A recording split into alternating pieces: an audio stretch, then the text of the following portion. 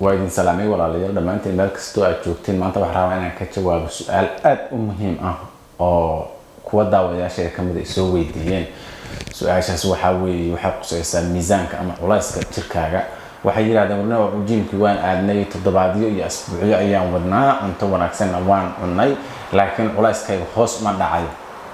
ما حيته يسوي مركب حرام أنا كفانسيو مركي الجيم كأدي أنت ونكسن أنت لازم ولا يسكت خاص دعاء ولا يسكت خاص دعانا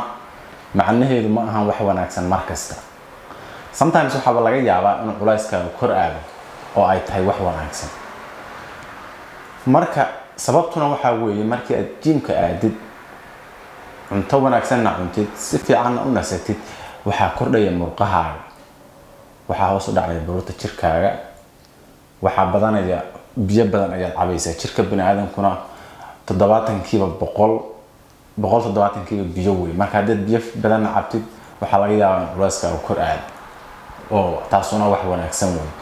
sababta kale waxa weeye hadii murqayar jirkaaga fuulo baruur badanna ka dhacdo culayskii sidiisii inuu ahaada laga yaabo maxaa yeelay in yar oo intaan leeg oo muruqa iyo intaan leeg oo baruur waxa laga yaabaa in isku culays yihiin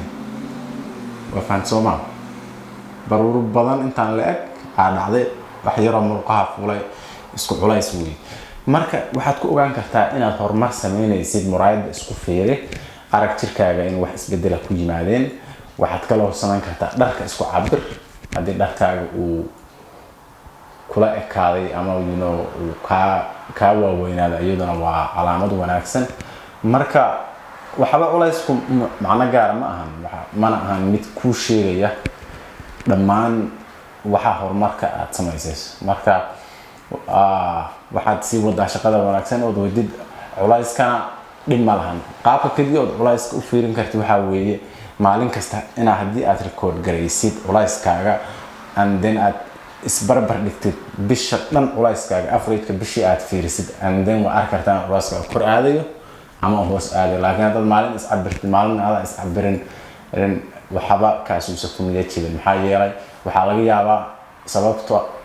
uusan culayska ugu dhacayn inay tahay murqa jirkaaga ku badanayo oo wax wanaagsan iyo baruurta hoos u dhacaysa sidoo kale waxa laga yaabaa inaad cuntadaadii wanaagsan biyo fiican jirkaaga ay ku jiraan sidii la rabay biyo aad cabtay taasuna ay keentay culayska oo sidiisii noqday ama kor aaday taasuna ma aha wax xun ma aha waa wax fiican waa idin salaamayso weydiiyo su'aalihiina waa mahadsantihiin